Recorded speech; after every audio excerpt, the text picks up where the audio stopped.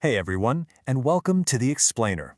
Today, we're diving right into the mechanics of Max Amini's wildly viral crowd work. We're going to look at how an incredibly simple question, just asking, "What's your name?" turns into a high-energy masterclass in cultural friction. We'll explore exactly how Amini takes those everyday, awkward introductions and completely transforms them into a hilarious examination of identity, assimilation, and language barriers, using literally nothing but his quick wit and the diverse backgrounds of the people sitting right in front of him.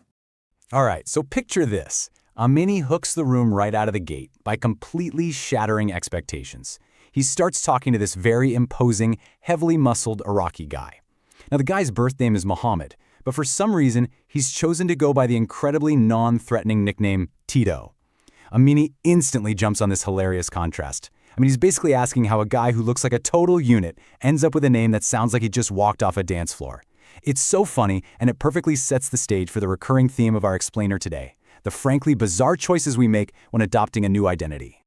So let's jump into our first theme, the comedy of names, the assimilation game.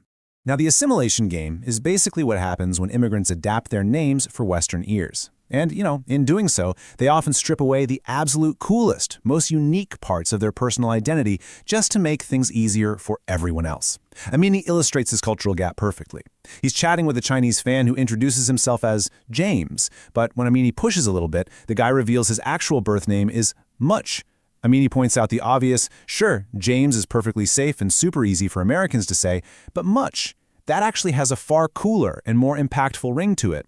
It really makes you wonder why we just default to the boring option when we've got something so much more memorable in our back pocket. Well, things just escalate from there. He meets James's companion, Sonia, and finds out her husband's name is Hao. Amini wastes absolutely zero time turning this guy's name into a classic, rapid-fire comedic routine. He seamlessly weaves the name into these everyday questions, repeatedly asking the man, "How, sir? You got the job. How?" It's a brilliant example of taking a literal translation and finding that immediate linguistic loophole to create a genuinely funny rhythm. But as you know, stand-up crowd work can shift in the blink of an eye, and it prompts a really fascinating question.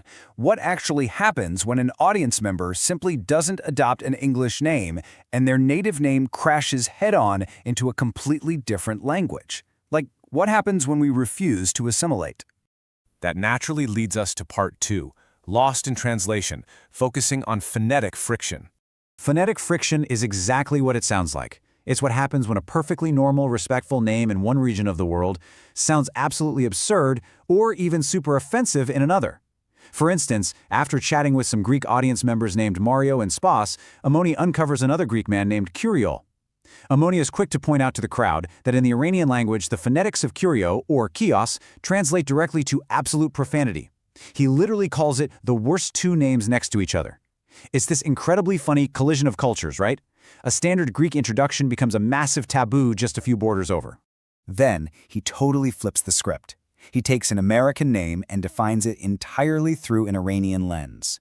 He meets a woman named Pam, and he explains that Pam, or rather Payam, is actually an Iranian boy's name meaning message. And how does he explain this? Well, he jokes that the name is assigned when a baby's arm is mistakenly viewed as male anatomy in the delivery room, bringing a very, very big message to the parents. It's just a wildly improvised cultural redefinition of the name Pam.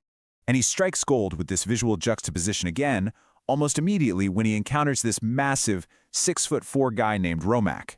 Amini pauses to explain to the non-Persian folks in the room that Romak is traditionally an Iranian girl's name. He highlights this massive, glaring mismatch between the guy's imposing physical size and his culturally delicate name, joking that the parents thought they had a girl until about 2 weeks later when something poked out. It's just another brilliant subversion of visual expectations versus cultural naming traditions. But beyond these cultural translations and delivery room mix-ups, Amini's crowd work leads us to ask another really fundamental question. What happens when the barrier isn't about what the word means, but the literal, physical limits of the human tongue? Let's check out Section 3, Unpronounceable Origins and the Limits of the Tongue. Because sometimes the real barrier isn't the meaning, it's the literal mechanics of speaking it out loud. This brings us to a wildly funny interaction where Amini meets a woman from Iceland. Her name, and even her chosen nickname, are so profoundly complex and difficult for him to repeat that he just gives up entirely. He jokes that her parents must have been shivering and stuttering from the freezing cold weather on the day she was born, leaving the delivery nurses totally baffled and handing her a name that literally no one outside of Iceland will ever be able to pronounce without spitting. Riding that momentum, he machine guns right into a group of Norwegians sitting nearby. It's an amazing speed round. He frantically interacts with a woman named Else, noting that it sounds like a really buff name, then immediately moves to Andreas, which he finds shockingly easy to say. But the punchline totally lands on a guy simply named Steve. After all these complex Northern European names, Amini deadpans that Steve feels so abruptly short, his parents must have just forgotten to finish writing his name on the birth certificate. So this frantic pacing and exploration of language is a perfect setup for the grand finale of our explainer. We've looked at assimilation, mispronunciations, and those lost in translation moments. But what happens when individuals possess names that are literal, extreme taboo words in English, yet they absolutely refuse to change them? Which brings us to our final theme, Part 4, Shock Value Monikers, the Unflinching Holdouts. This final theme explores the ultimate comedy of discomfort, and it's perfectly encapsulated when Amini meets an Indian IT worker. The man's real birth name sounds exactly, phonetically, like suck dick. Amini is completely floored. He doesn't just mock it, he actually marvels at the man's absolute superpower.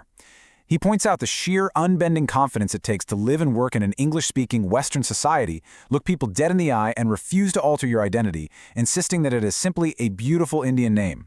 Now, this encounter with the IT worker triggers a very real, very hilarious childhood memory for Amini. He recalls the sheer terror as a 7-year-old Iranian immigrant kid of bringing his young, white friend, named Dick, home to meet his very traditional, very intense Iranian parents. Using direct quotes from his past, Amini paints this incredibly vivid, hysterical picture on stage. He describes his intense father utterly failing to comprehend the American name.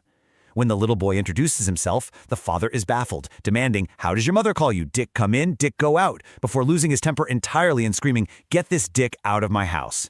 It just perfectly captures the pure chaos of two cultures colliding over a single syllable. But the absolute climax of this whole routine arrives when a massive, intimidating guy walks back to his seat after a bathroom break. Amini asks his name, and the man reveals it is Jihad. Immediately seizes on the juxtaposition of this incredibly loaded word in Western culture. He imagines the sheer terror of this imposing man working polite Canadian customer service, cheerfully answering the phone with a breezy, "Hello, thank you for calling Tim Hortons, this is Jihad speaking." And then Amini delivers the final, masterful punchline of the set. When he finds out the man's birth name is actually something entirely normal, like Majid, Amini imagines the thought process. He visualizes this guy looking around Canada, realizing Majid just isn't intimidating anyone, and actively choosing to change his name to Jihad simply to scare the locals. It brings the entire explainer full circle, doesn't it? From Tito softening his image, all the way to Jihad weaponizing his. Which leaves us with this final thought to ponder, based on this brilliant crowd work. In a modern world that is constantly demanding that we assimilate, round off our edges, and blend in for the comfort of others, is keeping a hilariously uncompromising, unpronounceable, or even shocking name the ultimate act of cultural rebellion? Really think about that the next time you introduce yourself.